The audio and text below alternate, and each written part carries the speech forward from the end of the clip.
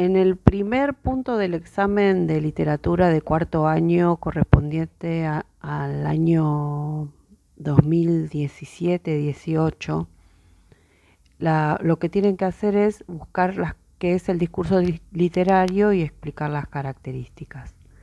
En el punto 2, hablar de los tres géneros literarios tradicionales, que son el narrativo, el dramático y el lírico. Y dar ejemplos, pueden ser ejemplos de los que hayamos leído o pueden sacarlo de cualquier enciclopedia. En el punto 3 hay que hablar de los mitos latinoamericanos, la versión de Eduardo Galeano que leímos, y nombrar a los personajes. Reconocer si son dioses, monstruos o seres humanos. También héroes. Por lo menos elijan uno o dos mitos y nombran a los héroes y los personajes.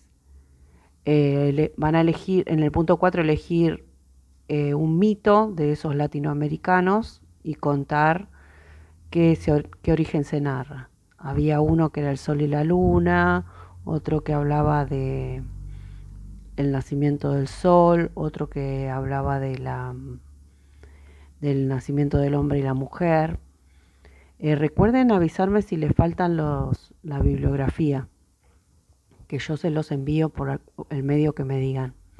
En la leyenda Los Enamorados tienen que hacer un análisis tradicional donde ocurren los hechos, qué pasa, por qué los protagonistas les suceden esas cosas. Y recuerden que en una leyenda siempre surgen elementos, se cuentan elementos de la naturaleza. Bueno, fíjense qué es lo que surgió. En el punto 6 ya vamos a la Odisea.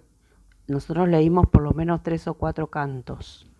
Empieza en el canto 9, creo, donde Odiseo cuenta su historia a un rey. ¿Por qué era héroe? Bueno, lo pueden buscar de cualquier material bibliográfico.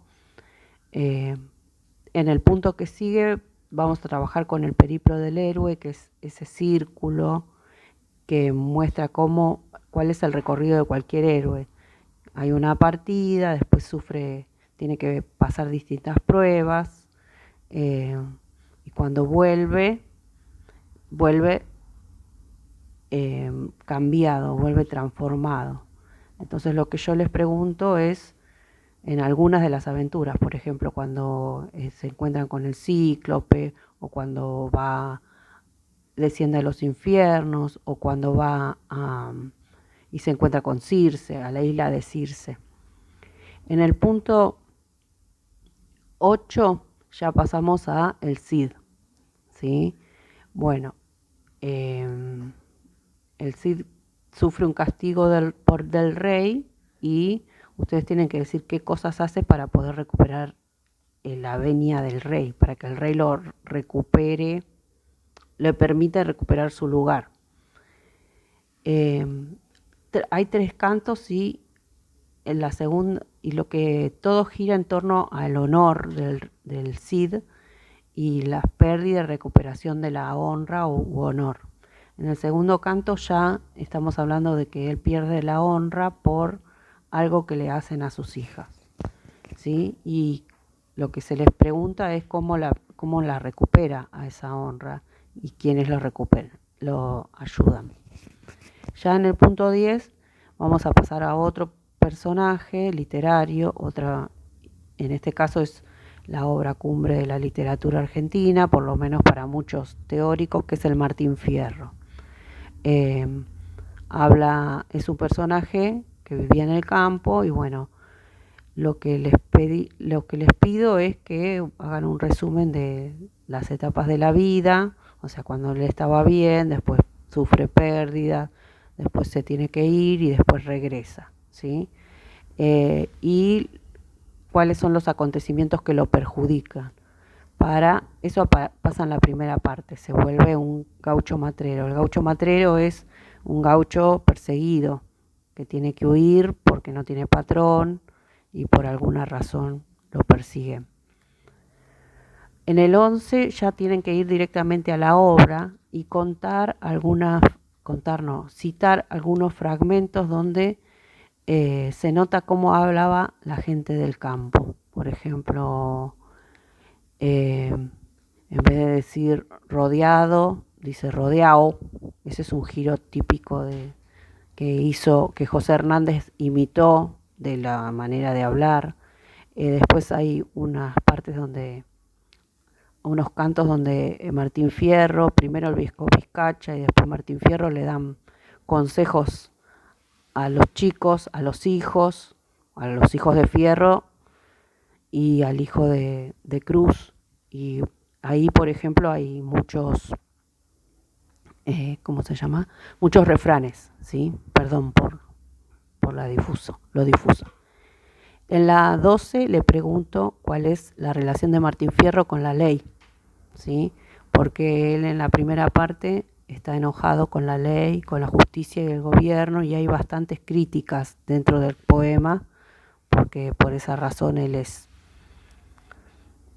vuelve un gaucho matrero. En la 13, en Bodas de Sangre, les pido que analicen los símbolos, ¿sí?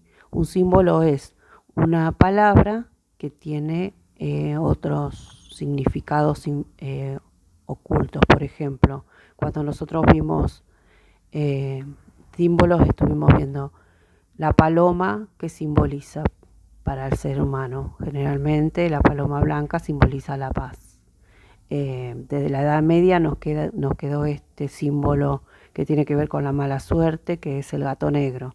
Esos son símbolos, palabras, objetos que tienen atrás otro sentido. Bueno, en Bodas de Sangre aparece, por ejemplo, la luna, que simboliza otra cosa que no es la luna, sí, que no es el astro, el astro, sino el objeto que nosotros vemos en el cielo. No se dice de otra manera, pero no me sale la palabra. Y en la 14 les pregunto por qué esta obra es una tragedia. ¿Qué significa que sea una tragedia? Es una obra de teatro que está dentro de lo que es la tragedia. En todos estos, salvo los mitos del principio, están dentro de un manual que es el de literatura de cuarto año. Para los que tienen que dar esta materia como previa, les sugiero que me pidan ese manual y que me pidan los mitos.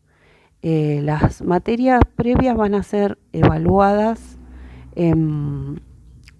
por Zoom, la parte oral, y voy a estar yo, que es con los que tienen previa conmigo, para los que tienen previa conmigo, y también va a estar alguien del personal directivo. Así que les sugiero que estudien, lean, relean, y supongo que en la semana que viene vamos a poner la fecha para que puedan saber qué día van a rendir. Bueno, les mando un saludo y cualquier duda me vuelven a llamar.